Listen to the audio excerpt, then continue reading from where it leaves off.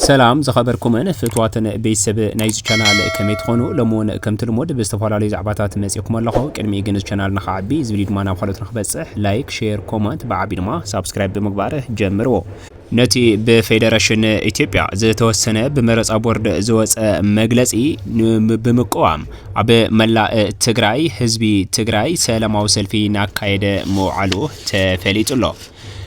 زيجنت أجلجلوت إميغريشن إثيوبيا أب مقالة زهو زنبرة جلجالوت نجزيو تطو كم زبلون تفليت الله كياني سنة بباوي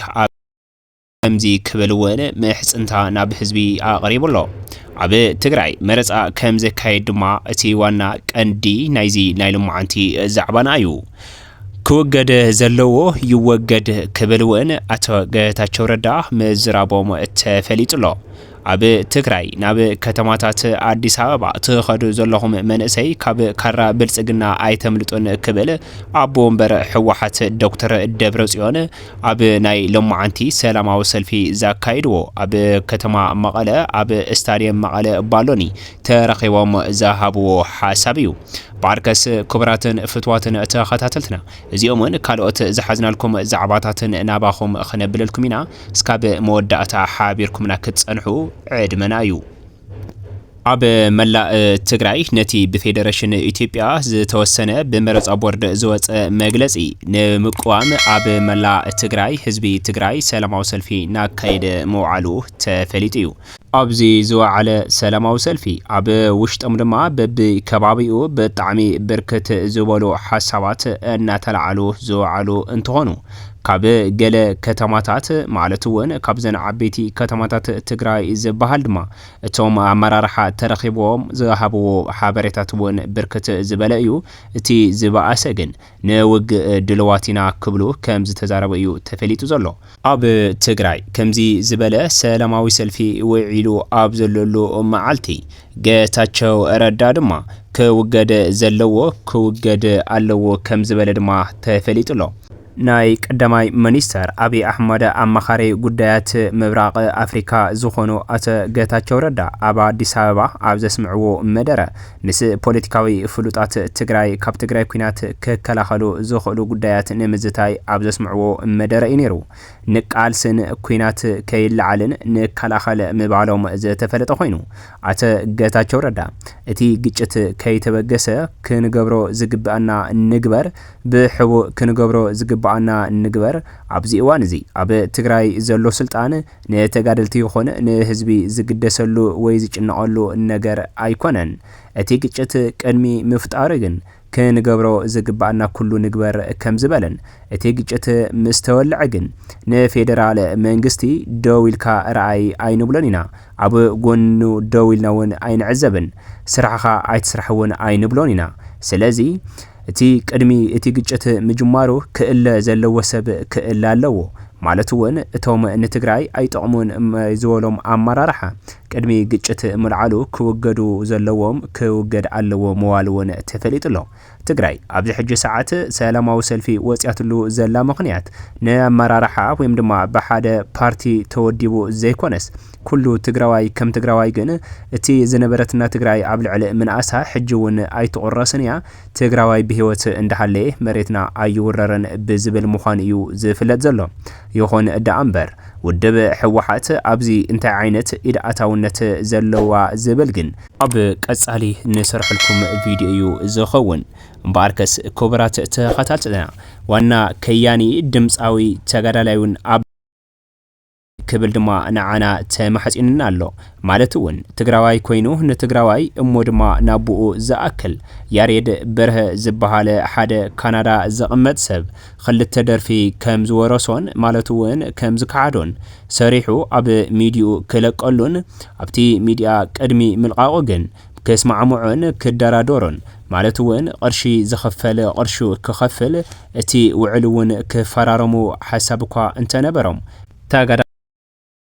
ግን ብዘይ ምንም ውዕልን ሒሳብ ከይተቐበለን ብእምነት ከም ዝለኣኸሉን ነገር ግን ጽባሕ ሎሚ እናበለ ቅርሺ ክቦ ከም ዘይከኣለን ውዕል እውን ክፈራረሙ ከም ዘይከኣሉን እሞ ድማ ኣብዚ ውሽጢ 2-3 መዓልትታት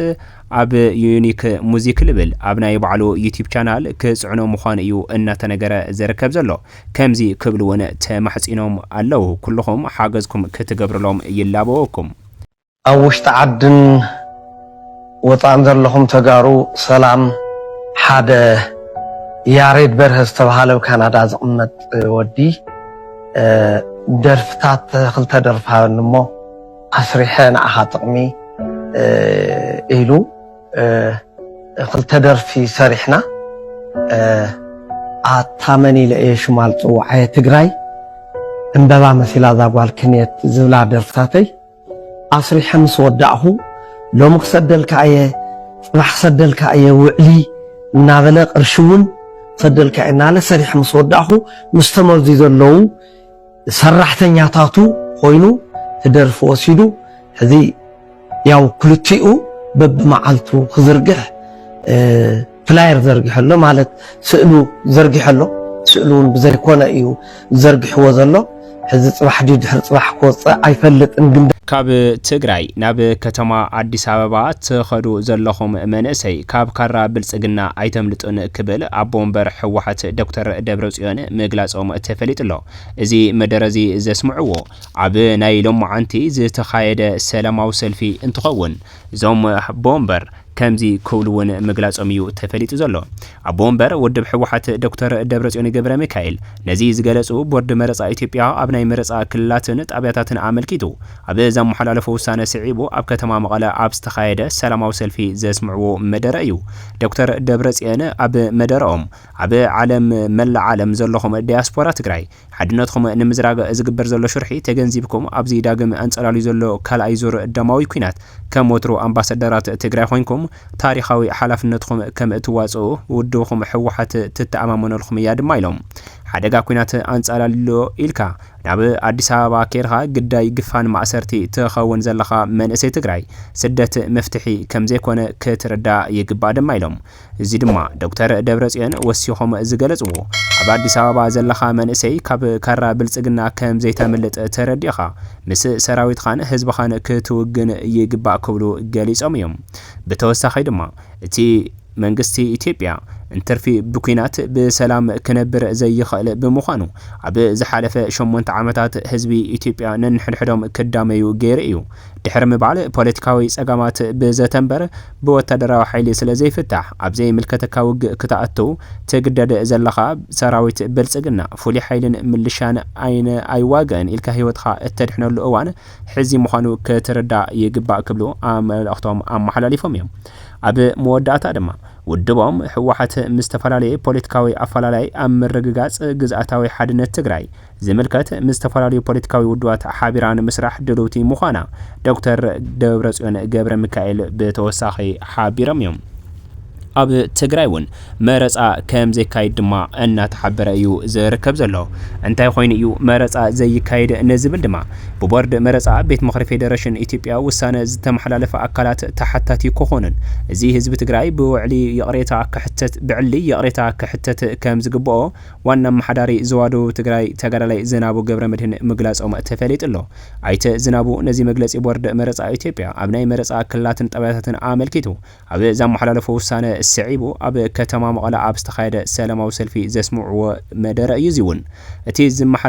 ዝተመሓላለፈ ውሳነ ህዝቢ ትግራይን ህዝቢ ኣመራርሓ ኣብ ዘይዛረይ ጎንፂ ብምእታው ኣብ ኢትዮጵያ ናይዞም ህዝብታት ጽልዋ ደኹምን ትርጉም ዘይብሉን ንምግባር ዝዓለመ ምዃኑ ዝገለጹ ኣይተ ዝናቡ ገብረ መድህን ብቦርድ መረጻ ቤት ምኽሪ ፌደሬሽን ኢትዮጵያ ተወሲኑ ዘሎ ግዝኣታዊ ሓድነት ህዝቢ ትግራይ ናይ ምቁርራስ ውሳነ መንግስቲ ኢትዮጵያ ብቕልጡፍ ንክረም ድማ ኣተሓሳሲቦም እዮም መሰረታዊ ዝበሃሉ ሕቶታት ህዝቢ ትግራይ ከይተመለሱ ዝግበር ይኹን መረጻ ኣብ መሬት ትግራይ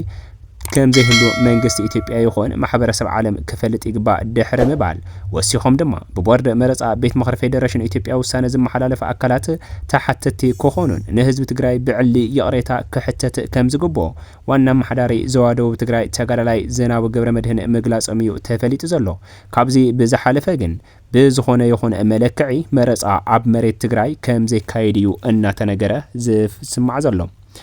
بتوسخون زيجنة أجلجلوت ناي إميغريشن إثيوبيا نجزيو تأو كم زبالة تفلت له زي زيجنة زي نمن تأيو تأويلو نزبلون مالتون باسبورت أب تجراي أب مقالة مملأ يفكد كم زنبرن حججن تأويلو كم زلأيو تفلت زلو زيدما بعمر رح جزاوي من قصة تجراي كم زخون أيو أن تنجرة زركب زلو مالتون كاب تجراي حجي وزيو زخير زل من سي وحدة يكونن كتمام مقالة بركة الزبالة حزبي الزنبرلا زنبرت حزبية حججن كوداناتات سرقياتات سرح بوتاتات كلهم جريلهم من سي زي ترخبلا كتما كوينالا زيدما سقعتن فرحن كاب كوينات كنوص زبل زحادرم سقعت يوص مهلايو ان تنجرأيو سلازي دما زي من اسيزي زوخونه يخون عينت باسبورت نكيركبيو تغيرو زلو مالتون كاب مقاله وصيو اديس ابابا اتيلو مالت